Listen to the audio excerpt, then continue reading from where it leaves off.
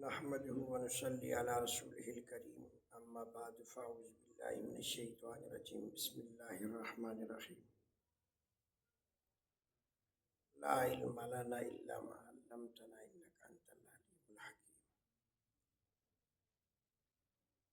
میرے واجب الاحترام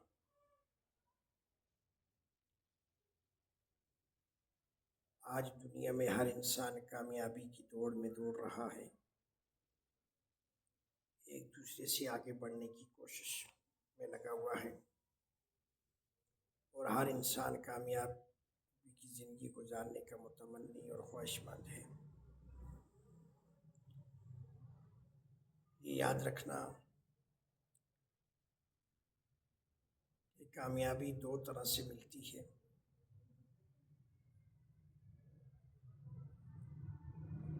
ایک کامیابی مال سے ملتی ہے، ایک کامیابی نیک اعمال سے ملتی ہے۔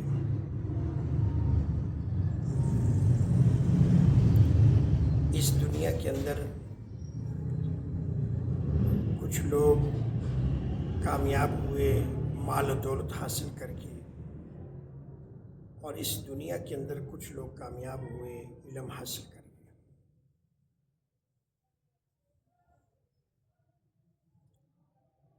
لیکن ان دونوں کے اندر بڑا فرق ہے، بڑا امتیازی فرق ہے۔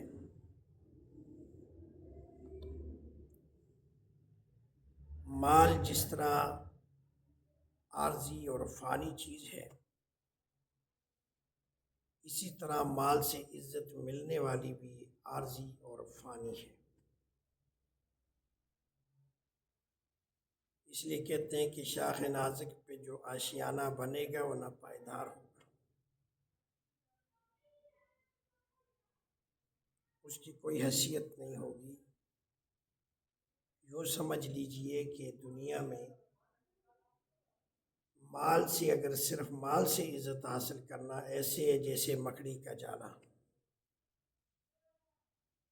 اس کی کوئی بنیاد جب تک آپ کے پاس مال و دولت ہے، مال موجود ہے،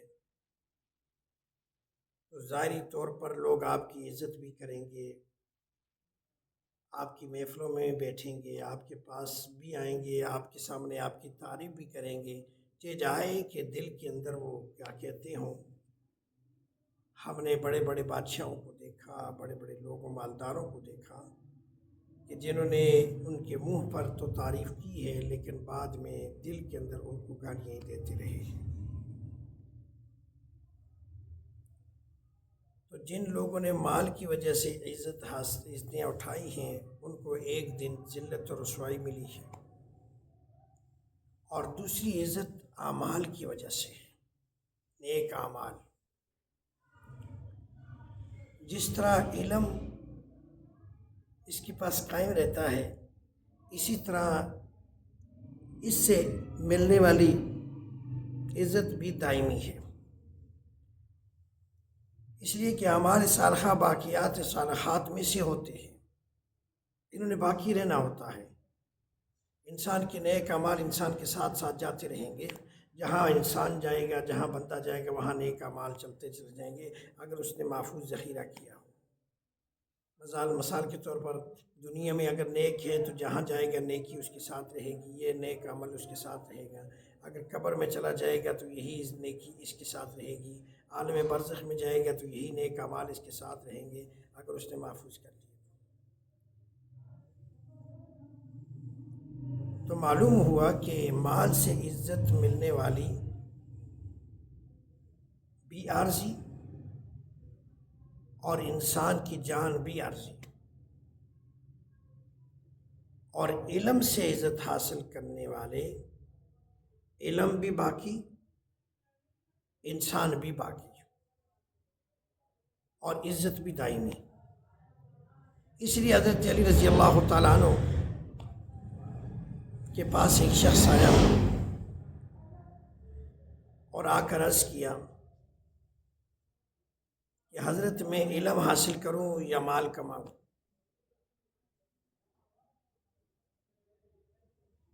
تو حضرت علی رضی اللہ تعالیٰ نے فرمایا کہ علم حاصل کرو۔ اس لیے کہ علم کو مال پر کئی وجہ سے فضیلت حاصل ہے۔ اس نے کہا حضرت تھوڑی سی تفسیر بتا دیجیے، تعقیدی جملے کہہ دیجیے میرے سکون قلب کے لیے، میرے اطمینان کے لیے۔ تو حضرت علی رضی اللہ تعالیٰ عنہ نے فرمایا کہ علم انبیاء کی میراث ہے، علم انبیاء اکرام کی میراث ہے، جبکہ مال فرعون، حامان، شداد ان کی میراث ہے۔ اور علم جتنا بڑھتا چلا جائے گا، علم جتنا زیادہ ہوتا چلا جائے گا، اتنے ہی محبت کرنے والے لوگ زیادہ ہوتے چلے جائیں گے۔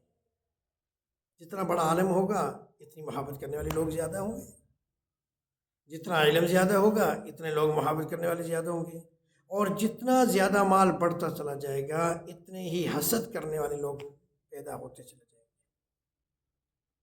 مال جتنا بڑھے گا اس سے لوگوں کو حسد ہوگا، حسد والے لوگ پیدا ہوں گے، اور علم جتنا بڑھے گا اتنا ہی جو ہے وہ محبت کرنے والے لوگ پیدا ہوں گے، اور وقت کے ساتھ ساتھ مال کی قیمت گھٹتی چلی جائے گی، اور وقت کے ساتھ ساتھ علم کی قیمت بڑھتی چلی جائے گی۔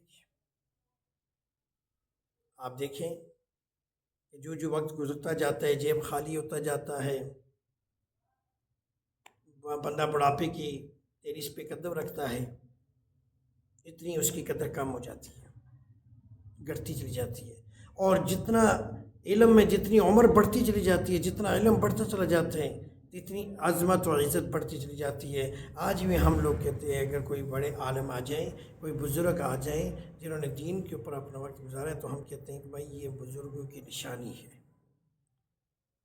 ٹھیک ہے، تو ان کی عزت کی جاتی ہے۔ تو علم سے انسان کو عظمت ملتی ہے، جتنی عمر بڑھتی چلی جائے گی، جتنا علم بڑھتا چلے اتنی عظمت بڑھتی چلی جائے گی، اور مال جتنا بڑھتا چلا جائے اتنے حاسدین بڑھتے چلے جائیں گے۔ اور تیسری چیز یہ ہے کہ مال کی تجھے حفاظت کرنی پڑے گی۔ اگر مال تمہارے پاس آ گیا تو رات کو نیند اڑ جائے گی تمہاری، چوکیدار بھی رکھنا پڑے گا، مال کی حفاظت کرنی پڑے گی۔ حالانکہ علم خود تیری حفاظت کرے گا، علم تیری حفاظت کرے گا، اور مال کی تو حفاظت کرے گا، اور تیرے مال کے ہر وقت چوری ہونے کا خدشہ رہے گا، ہر وقت ڈر رہے گا۔ رات کو تجھے نیند نہیں آئے گی، تو گولیاں بھی کھائے گا نیند کی تو تجھے نیند نہیں آئے گی، کہیں میرا مال چوری نہ ہو جائے، ایک بات۔ اور دوسری بات یہ ہے کہ تیرے اندر یہ ایک پیدا ہو جائے گا، ذوق پیدا ہو جائے گا کہ اتنا مال میرے پاس آ گیا، اتنا اور آنا چاہیے، تو اس میں ایک مزید انسان اپنے آپ کو خراب کر دیتا ہے، نیند اڑ جاتی ہے، بے چینی اور بے سکونی اس کے اندر داخل ہو جاتی ہے۔ اس لیے فرماتے ہیں کہ مال کے چوری ہونے کا ڈر ہے، چوری ہونے کا خدشہ ہے، تیری نیند اڑا دے گا، اور اس کی حفاظت کے لیے چوکیدار رکھنا پڑے گا۔ لیکن یاد رکھنا کہ علم کا کوئی چوری ہونے کا خدشہ نہیں ہے، تیرے دل سے علم کو کوئی نہیں نکال سکتا، اس کا کوئی خطرہ موجود نہیں ہے۔ اور فرمایا کہ قیامت کے دن اللہ رب العزت مال کے بارے میں 2 سوال کریں گے۔ پہلا سوال یہ پوچھیں گے کہاں سے کمایا، دوسرا سوال یہ پوچھیں گے کہاں خرچ کیا، 2 سوال پوچھیں گے۔ اور علم کے بارے میں اللہ رب العزت ایک سوال پوچھے گا کہ اپنے علم پر کتنا عمل کیا۔ تو معلوم ہوا کہ علم انسان کو نجات دیتا ہے، علم انسان کا بیڑا پار لگاتا ہے۔ اور عجیب بات پھر فرمائی کہ تو چاہے تو اپنے علم کے ذریعے سے مال کما سکتا ہے، لیکن اپنے مال کے ذریعے سے علم نہیں کما سکتا۔ یہ نہیں ہو سکتا کہ آپ جو مال خرچ کر کے آپ کہیں میں بہت بڑا عالم بن جاؤں، نہیں بن سکتا۔ ہاں، علم کے ذریعے سے آپ مال کو کما سکتے ہیں، مال جمع کر سکتے ہیں۔ اور پھر فرمایا کہ مال کے زیادہ ہونے سے آدمی کے اندر تکبر بڑھتا ہے، اور علم کے زیادہ ہونے سے انسان کے اندر عاجزی اور انکساری اور تقوی بڑھتا ہے۔ اس لیے میرے بزرگوں، میرے بھائیوں، علم حاصل کرنے کی کوشش کرو۔ اللہ ہمارا حامی ناصر ہو۔